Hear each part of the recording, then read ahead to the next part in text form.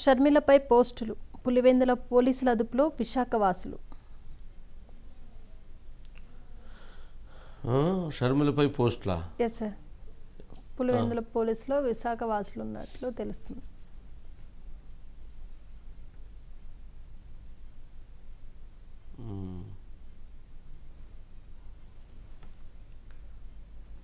ఎందుకు ఏం జరిగింది? షర్మిల మీద పోస్టులు పెడితే వారు ఎందుకు ఇది చేశారు?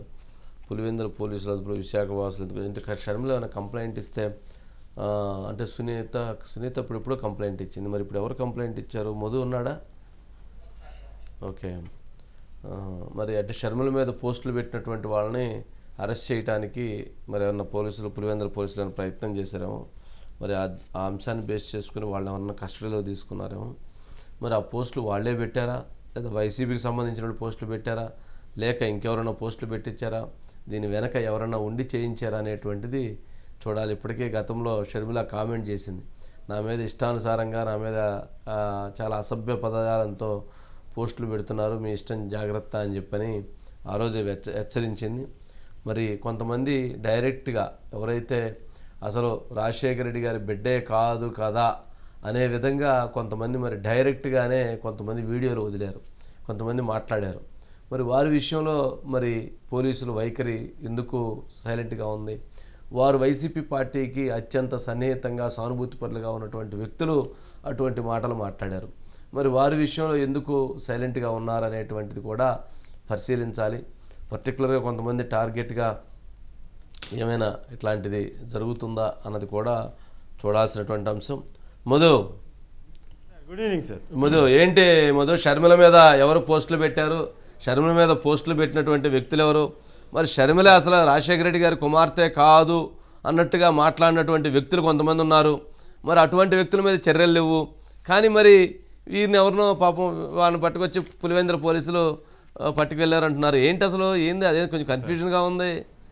ఎస్ సార్, కరెక్టే. పెట్టాల్సిన పోస్టులన్నీ కూడా పోస్ట్ చేసేసారు. ఎవరెవరికైతే రీచ్ అవ్వాలో మొత్తం అందరికీ కూడా రీచ్ అయ్యే విధంగా ఇన్ని రోజుల పాటు మొత్తం ఒక కథ అయితే నడిపారు. ఇక చివరికి ఇప్పుడు ఏమైంది? అసలు ఆ పోస్టులకు మాకు ఏమాత్రం సంబంధం లేదు అని తప్పించుకునే ప్రయత్నం. అంటే బట్ట కాల్చి మీద వేసేసిన తర్వాత అసలు మాకేమీ సంబంధం లేదు అన్నట్టుగానే వ్యవహారం సాగుతుంది.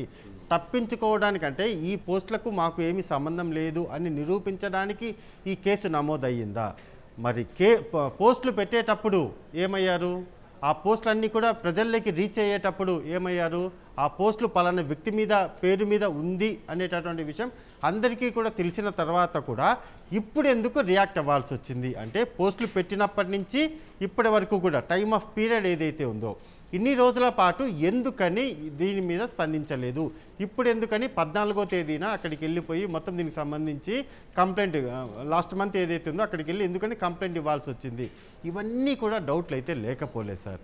ఏదైనా సరే ఇప్పుడు ఒకటి, మొత్తం మాంసం తిన్న తర్వాత బొక్కలు ఏవైతే ఉంటాయో ఆ బొక్కల్ని కుక్క ఎత్తుకొని వెళ్తే కోడిని కుక్క ఎత్తుకెళ్ళింది అంటే దొంగతనం కోడి చేసింది అని చెప్పే ప్రయత్నమా అనే డౌట్ కూడా లేకపోలేదు. కేసు అయితే పులివెందుల పోలీసులు పెట్టారు.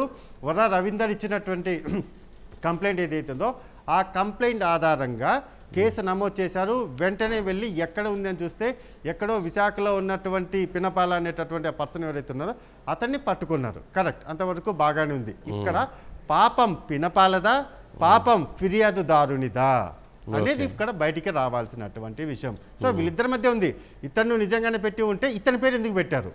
ఎక్కడో వైజాగ్లో ఉన్నటువంటి పర్సన్కి ఎక్కడో పులివెందుల్లో ఉన్నటువంటి వర్ర రవీందర్కి ఎలా కనెక్షన్ ఉంది అనేది కూడా ఇక్కడ బయటికి రావాల్సినటువంటి విషయం సార్. ఎందుకంటే ఇతనికి అతను తెలిసే అవకాశం లేదు, అతనికి ఇతను తెలిసే అవకాశం లేదు. కానీ దీని వెనక కుట్ర ఉంటేనే తెలుస్తుంది, కుట్ర చేయిస్తేనే తెలుస్తుంది తప్ప అతని పేరు ఇతను వాడాలి, ఎక్కడో పులివెందులో ఉన్నటువంటి వర్ర రవీందర్ రెడ్డి పేరు వాడాలి అనేటటువంటి విషయం అనేది అతని మైండ్లో అయితే లేదు. సో ఏదో జరిగింది, పాపం ఎక్కడైనా సరే డెఫినెట్గా ఏదో ఒక రోజు బయటపడుతుందని ఒకే ఉద్దేశంతో అయితే కేసు అయితే ఇప్పుడు నమోదు చేశారు సార్. చివరికి ఎవరినో పట్టుకొని వచ్చి తెర ముందు అయితే చూపించారు sir. Right Madhu, right, thank you.